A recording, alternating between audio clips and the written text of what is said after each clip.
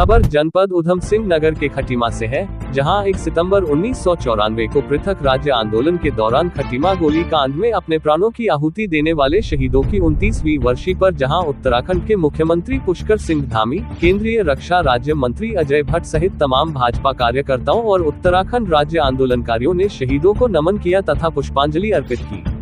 वहीं खटीमा कांग्रेस विधायक तथा उपनेता प्रतिपक्ष भुवन चंद्र कापड़ी ने भी कांग्रेसी कार्यकर्ताओं के साथ नवनिर्मित शहीद स्मारक स्थल पर पहुंचकर शहीदों की कुर्बानी को याद करते हुए उनको शत-शत नमन किया तथा श्रद्धांजलि अर्पित की। इस दौरान खटीमा कांग्रेस विधायक तथा उपनेता प्रतिपक्ष भुवन चंद्र कापड़ी ने भाजपा सरकार पर पलटवार करते हुए उनकी नीतियों पर जमकर सवाल खड़े किए। आइए देखते हैं क्या कुछ कहा। देखिए, एक लंबा संघर्ष, इस आंदोलन को धार देने का काम खटीमा ने किया। 94 से लेकर आज तक 27 वर्ष पूर्ण हो गए और आज खटीमा वासियों को ये लगता था कि खटीमा के जो विधायक हैं वो मुख्यमंत्री बने। इससे पहली वर्षी में भी और इस बार पुनः मुख्यमंत्री बने। तो जो राज्य आंदोलनकारियों के साथ जिन्होंने संघर्ष किया उन्हें सम्मान मिले, लेकिन पिछली वर्षी में भी लोगों को बड़ी उम्मीद थी, लेकिन माननीय मुख्यमंत्री जी ने 254 जो आंदोलनकारी हैं, जो चिन्हित नहीं हुए हैं, सेम ग्राउंड है, उनके लिए कुछ नहीं बोला और आज भी कुछ नहीं बोला। आंदोलनकारी से मिला अभी आते वक्त सबके अंदर निराशा है।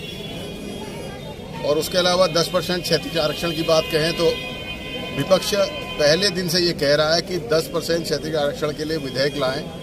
हम सब तैयार हैं। जो उत्तराखंड आंदोलन में जिन्होंने शहादत दी है, विपक्ष उनका सम्मान करता है, कांग्रेस पार्टी उनका सम्मान करती है। उसको विधेयक को लाएं, पास करें, 10% क्षैतिज आरक्षण दिया जाए। लेकिन कभी कहते हैं गवर्नर ने वापस कर दिया, कभी उस पर समिति बन जाती है। पिछले 6 सालों में भारतीय जनता पार्टी की सरकार उस पर निर्णय नहीं ले पाई है। रही बात राज्य आंदोलनकारियों की, तो राज्य आंदोलनकारियों के लिए अगर इस उत्तराखंड में किसी दल ने कुछ किया है तो वो सिर्फ कांग्रेस है।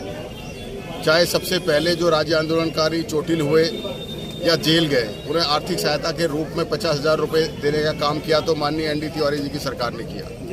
फिर उसके बाद चिन्हीकरण योजना बनाकर आंदोलनकारियों के चिन्हीकरण का काम किया तो उत्तराखंड के हमारे मुख्यमंत्री उस समय के तत्कालीन पंडित नारायण दत्त तिवारी जी ने किया।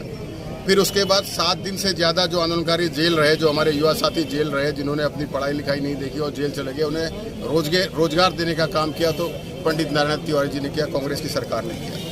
उसके बाद फिर भारतीय जनता पार्टी की सरकार 2007 से 12 तो लगातार आंदोलनकारी को संघर्ष करना पड़ा और भारतीय जनता पार्टी ने कुछ नहीं किया।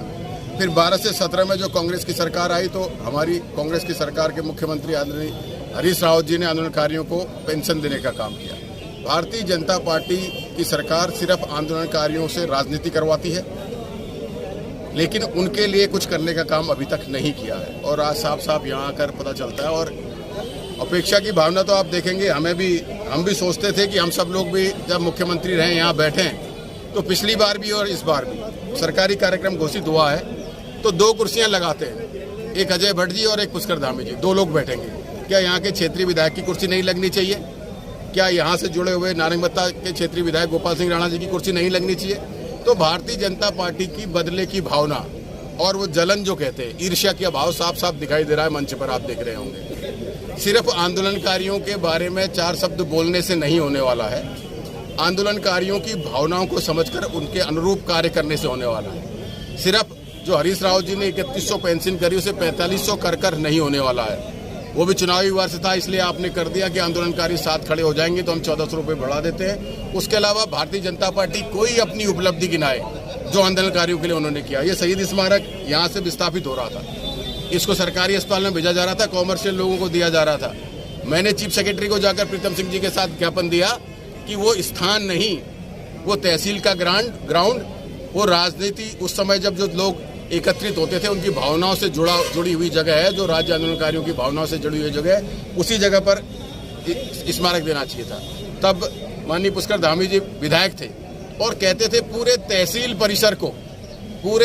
परिसर को आंदोलनकारियों की भूमि बनाएंगे, शहीद स्मारक बनाएंगे। और मुख्यमंत्री बनने के बाद क्या किया? ये पौने बीघा की जगह दे दी। आप विधायक रहते हुए जब आप दे नहीं सकते थे तब आप कहते थे कि भाई हम पूरा तहसील का ग्राउंड शहीद स्मारक के रूप में बनाएंगे उसको। और आज जब आप मुख्यमंत्री बन गए, जब आपने देना है तब आपने सिर्फ पौने बीघा की जगह दे दी। तो मैं आपसे कहना चाहता हूँ कि भारतीय जनता पार्टी का दोहरा चरित्र है। ये आंदोलनकारियों के लिए कुछ नहीं कर सकती। आंदोलनकारियों के लिए आज तक जो उत्तराखंड में किया वो कांग्रेस पार्टी ने किया और आगे भी हम ही करेंगे। इस बात को हम आपसे विश्वास दिलाता हूं।